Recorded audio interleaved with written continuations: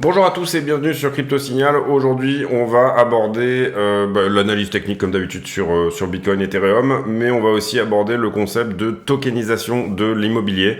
Donc restez bien avec nous, ça risque d'être fortement intéressant avec des possibilités ici de croissance qui sont vraiment relativement chouettes. On passe en partage d'écran. J'en profite pour dire à ceux qui le souhaitent de ne pas hésiter à s'abonner, activer la cloche de notification, venir nous rejoindre sur le Discord dont le lien sera en description de la vidéo. Et puis mettre un like, bien entendu, si vous voulez, faites-le maintenant, ça pousse les vidéos vers le haut et c'est toujours agréable. Ensuite, ici, on est donc sur le BTC face au dollar. En termes de momentum, on est toujours sur un momentum haussier, hein, vous le voyez sur MACD, on est vraiment un joli écartement entre la droite de signal et la droite de MACD. Ici, divergence haussière qui a joué, hein, on le voit là. Ce point d'achat sur Cypher avec une vague assez forte et puis désormais un stochastique qui est plutôt en haut, donc méfiance à ce niveau-là. Maintenant, ça ne veut pas dire qu'on va tout de suite redescendre en bas. Il arrive parfois que le stochastique rampe pendant un moment en haut, donc ça c'est plutôt une bonne chose. Si on regarde dans des time frames un peu plus petites, puisque c'est plus par là qu'on va éventuellement avoir des indices. Donc pas forcément le momentum, mais on voit ici qu'on a un nouveau support qui est apparu autour des 21 200, quelque chose comme ça, 21 150. L'idée ici en termes de figure, c'est que pour l'instant on n'a pas grand chose qui s'est dessiné.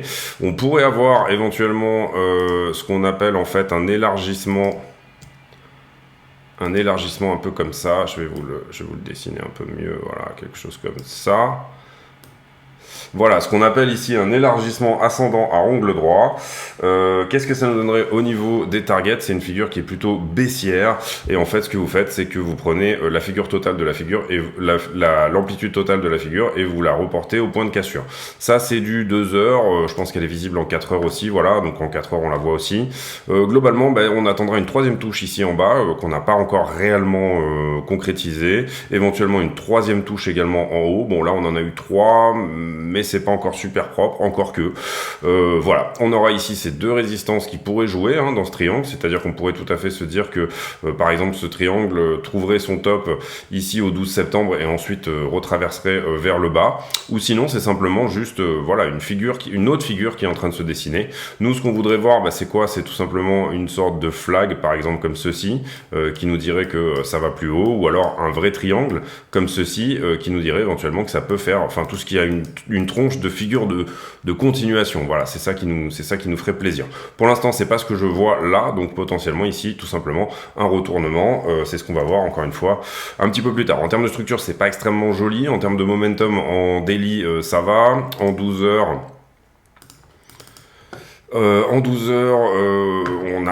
on est en train ici de faire cette vague de hausse, mais pas de signe de rapprochement. Le stochastique qui montre pas de signe de faiblesse énorme non plus.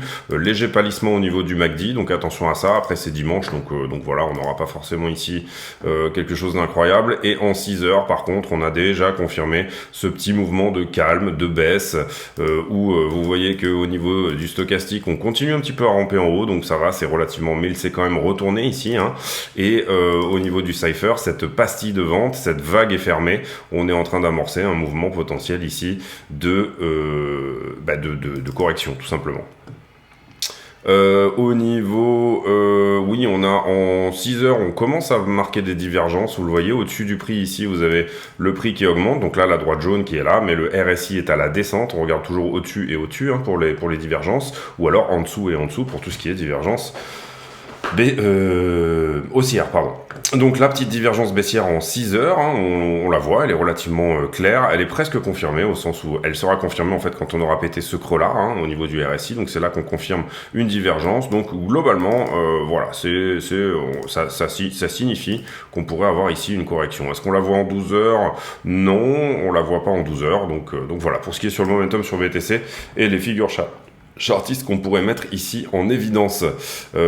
Hier sur le Discord, j'avais parlé d'une épaule tête épaule visible en 15 minutes. Vous la voyez, elle est là. Épaule, tête, épaule. et elle n'a pas cassé, donc on peut ici enlever cette target là. Pour l'instant, attendons que éventuellement se précisent un petit peu les choses. Ce qu'on aimerait vraiment voir ici, bon, pour l'instant cette figure d'élargissement ascendant, elle n'est pas à angle droit, elle n'est pas extrêmement propre, donc on va attendre ici que ça se précise. On pourrait aussi voir une autre figure baissière éventuellement, c'est-à-dire ce type de figure, c'est-à-dire tout simplement cette espèce de canal ascendant, où là la target ça serait le retour ici en bas de la figure, donc au 20 800. Voilà, attendons de voir un petit peu ce qui se passe, voyons si ça tient pour le moment, et puis en fonction de ça on verra un petit peu les développements. Sur Ethereum, en termes d'action de prix, j'avais mis en avant donc ici un triangle ascendant qui a cassé, on a fait le pullback ici, donc pour moi la target actuelle, alors c'est tout petit, hein, mais c'est les 1807. Par contre ça nous a aidé ici à péter cette résistance qui se trouvait en gros entre 1720 et 1740, et globalement ça nous confirme peut-être potentiellement pour Ethereum cette épaule tête épaule inversée qu'on avait vu également, qui se trouve ici, et qui pourrait, pour celle-ci, nous amener jusqu'aux 2000 $. Voilà, The Merge, c'est dans 4 jours dorénavant, donc évidemment le momentum est un peu, enfin pas le momentum, mais les figures chartistes sont relativement pas très jolies sur Bitcoin, mais plutôt jolies sur Ethereum, donc on attendra de voir ce que nous dessine éventuellement Bitcoin ici, et voilà, quelle est éventuellement même, où sont les liquidités, j'ai envie de dire, voilà. Au niveau des news, alors j'ai pas regardé aujourd'hui, donc on va découvrir ensemble un petit peu ce qu'il en est. L'inflation qui montre des signes de calme en août, donc ça c'est plutôt bon pour notre théorie comme quoi potentiellement le prochain CPI sera baissier, un petit peu dans le sens du dernier CPI, tout simplement, donc 2 mois de baisse de suite, c'est pas forcément une certitude. MicroStrategy qui MicroStrategy qui envoie son fichier à la SEC, donc ça c'est un fichier pour lever des nouvelles actions, et globalement ici l'idée serait de récupérer 500 millions, dont une bonne partie serait vraisemblablement allouée à de l'achat de Bitcoin. Donc ça c'est intéressant de savoir quand Michael Saylor achète, et puis de voir qu'il est toujours dans cette espèce de mode d'allocation permanent vers une allocation Bitcoin sur MicroStrategy. Ici j'ai pas regardé non plus, mais franchement je pense pas qu'il y ait quelque chose d'énorme. J'ai fait un petit tour sur Twitter tout à l'heure, je pense pas qu'il y ait quelque chose d'énorme sur bitcoin.com. En tout cas, j'espère qu'on passe pas à côté d'une news majeure ici. Et puis, sur le calendrier, on a déjà fait le point ici. Vous vous rappelez qu'on aura le CPI principalement le 13 et The Merge le 15. On aura également potentiellement des informations sur le procès entre la SEC et Ripple, qui pour moi est vraiment quelque chose de très important. C'est peut-être même une des choses qui nous a plombé un petit peu ce bull market, donc le fait d'avoir une résolution ici, ou en tout cas des informations là-dessus, sera relativement intéressant, et je crois que ce sera autour du 19. Un long rallye du marché pourrait être à seulement quelques semaines, si jamais les élections de midterm election, donc en novembre aux États-Unis, peuvent en fait relaxer un petit peu les investisseurs anxieux. Donc voilà, on continue ici sur le sentiment, le carnet d'ordre. Qu'est-ce qu'on a au niveau du carnet d'ordre? On a quelques ordres ici vraisemblablement qui se trouvent au niveau des... On a même 400 bitcoins autour des 21 400 à l'achat. Autour de 400 bitcoins ici, donc ça pourrait nous aider à tenir, si jamais on devait passer ici baissier, ou en tout cas à continuer à rester à tenir un petit peu le support des 21,2, c'est celui-là que je vous avais dit, ouais. Et puis 200 bitcoins à la vente autour des 22 000 $. Les options, on va pas les faire aujourd'hui, on va passer sur les marchés en levier. Donc là on est sur Bitcoin, je vais juste faire un petit refresh pour avoir une charte un peu plus propre. En gros, on est venu ici, comment dire, on est venu ici chercher ce point ici qu'on avait mis en évidence hier. Qu'est-ce qui s'est passé entre-temps? On a un funding qui est plutôt positif et une augmentation du nombre de contrats, donc on aura un petit point de longue à venir prendre par là, donc on va la mettre en rouge.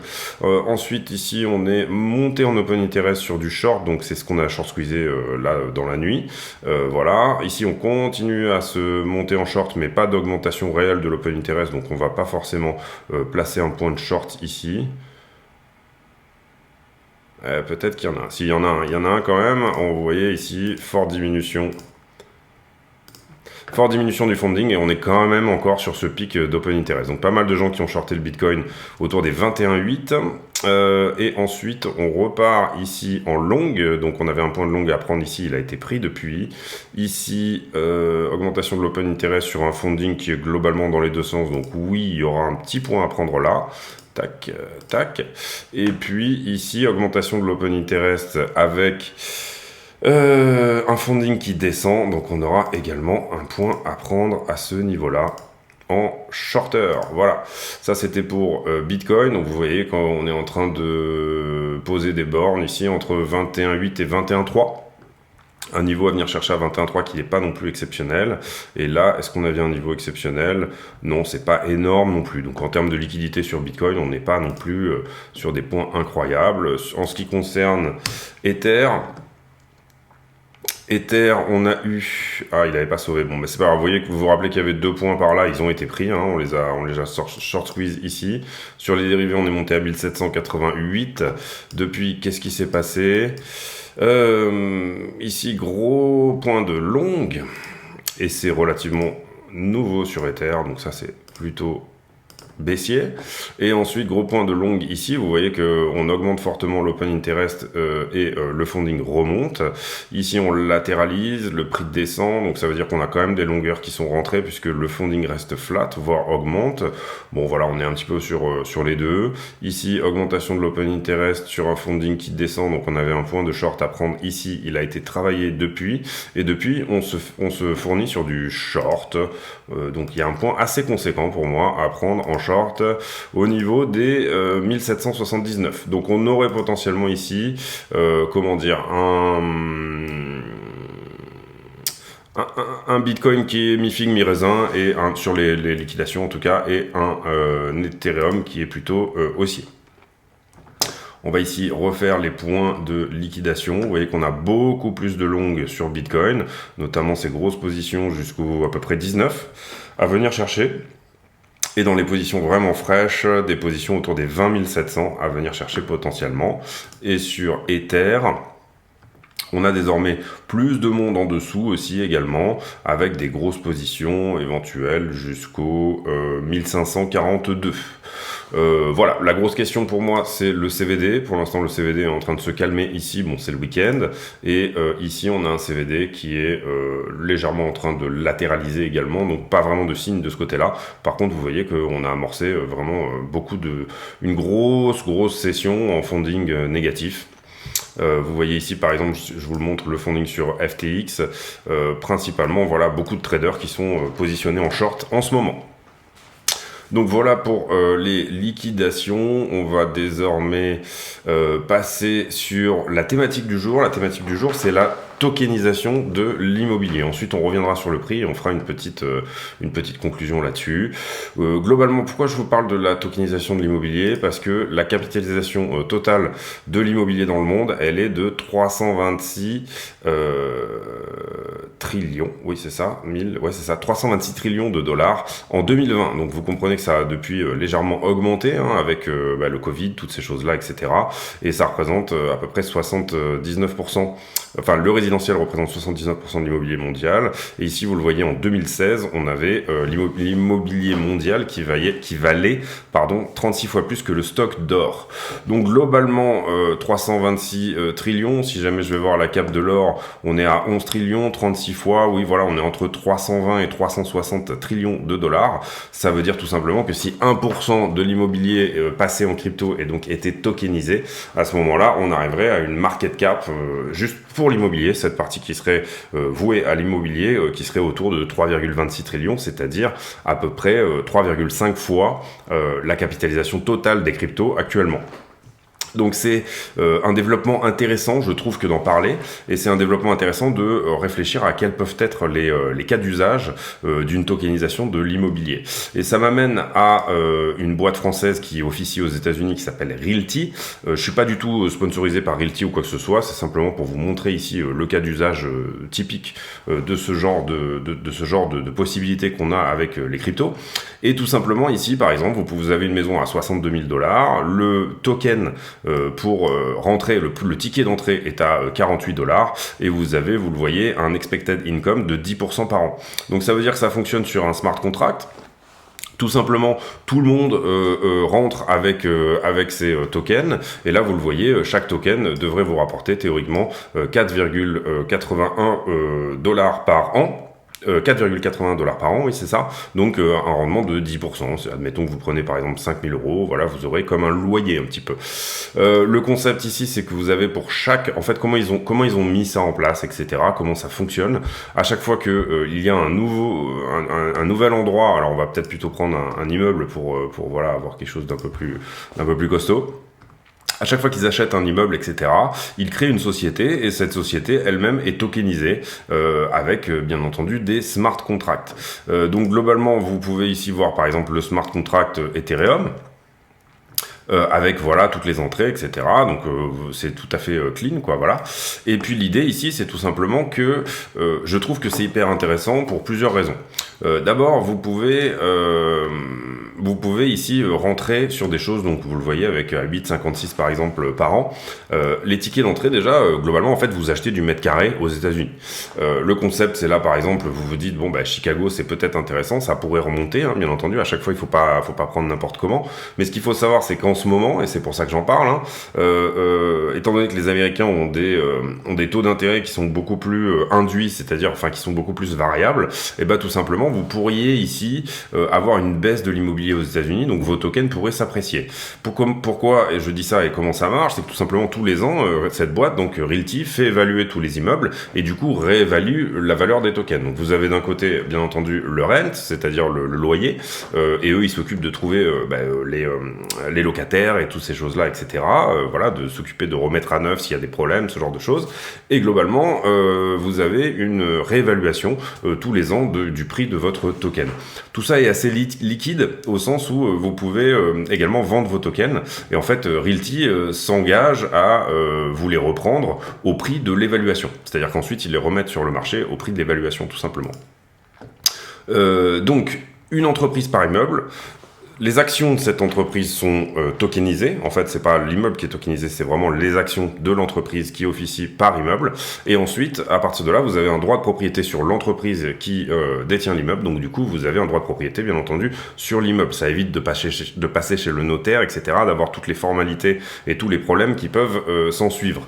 C'est du token Ethereum, donc du coup, voilà, c'est vraiment des choses qui sont, je trouve, super intéressantes en termes de cas d'usage. Et en fait, finalement, vous avez tous les avantages de l'immobilier sans en avoir les inconvénients, puisque vous avez un tiers qui s'occupe de tout, et également vous n'avez pas le ticket d'entrée d'un appartement entier. Vous pouvez tout simplement rentrer avec 50 $. Donc vous pouvez ici tokeniser et vous dire oui, je suis en crypto, mais via mes cryptos je vais potentiellement allouer une partie de mes cryptos tout simplement sur de l'immobilier, donc du mètre carré d'immeubles à Chicago, New York, Détroit, voilà, je sais pas exactement où sont situées toutes leurs, vous voyez, ça c'est toutes les ventes celles qui sont grisées ont été clôturées, c'est-à-dire que ces immeubles appartiennent dorénavant, enfin tout ça est fermé.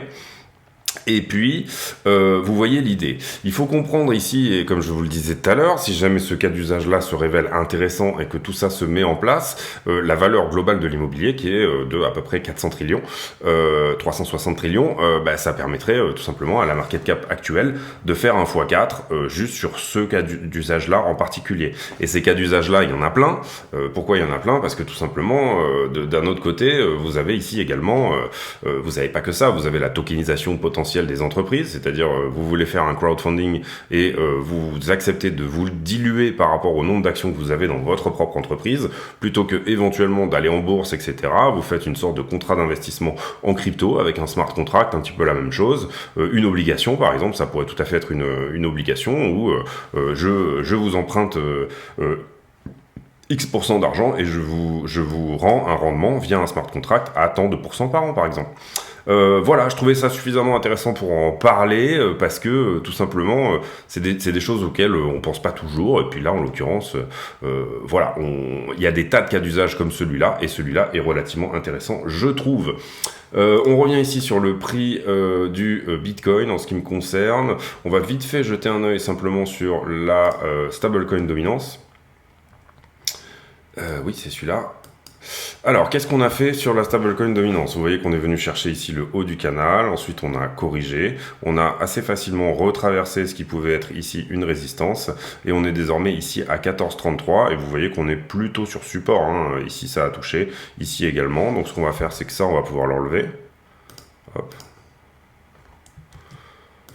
Ça on va pouvoir l'enlever, ou alors on va le décaler là tout simplement, tac, hop. Voilà, quelque part par là, sur résistance, léger rebond actuellement. Ici, ça pourrait encore jouer, donc on va le garder comme cela. Et puis voilà, sur la stablecoin dominance, est-ce qu'on a des structures plus ou moins qui se forment? Oh, pas tellement, non, pas tellement, rien pour le moment. En tout cas, voilà, pour le moment, ça a bien joué dans le sens qu'on voulait. Vous savez que nous, ce qu'on cherche, c'est de revenir chercher cette résistance-là qui est plus importante. Alors là, je suis en 15 minutes, mais si je me mets en 4 heures, vous allez mieux comprendre. Revenir chercher ici cette résistance-là qui pour moi est celle qui est la plus importante, pardon, celle-ci. Donc un retour autour des 13% de stablecoin dominance, c'est-à-dire venir tout en bas ici par exemple de ce biseau et revenir faire une touchette à cette droite-là qui, vous le voyez, nous donnerait une fabuleuse épaule, tête, épaule. Et si jamais on la casse, celle-ci, ce qui n'est pas du tout une donnée, hein, attention, si jamais elle est cassée avec une cassure vraiment franche, eh bien on pourrait avoir une target beaucoup plus basse, c'est-à-dire revenir ici aux 8$. Ça nous rapprocherait du bas du biseau. Comprenez bien que ici on est en bas du biseau ici, bon selon la market cap, etc. Ça veut dire tout simplement 50-60 000 dollars sur BTC, voilà. Donc, bien comprendre ça, à chaque bas de canal et haut de canal, on est bien entendu sur des bull runs. Donc ça, je voulais vous montrer ça. On va faire un point sur la market cap totale. Market cap total, qu'est-ce qu'on a eu? Donc on a eu ici toute cette zone d'achat qui a été fill globalement. On pourrait décaler éventuellement le bas de B ici. Ici 1, 2, 3, 4, 5 vagues. Donc ça nous emmènerait plutôt vers une zigzag pour le moment de correction. C'est pas vraiment ce à quoi on s'attendrait ici. Nous on voudrait plutôt 3 vagues pour la B là. Et une 5-3-5. Donc, à voir ici, est-ce qu'on a vraiment un rebond qui va dépasser tout simplement sa racine des 1,18 trillions.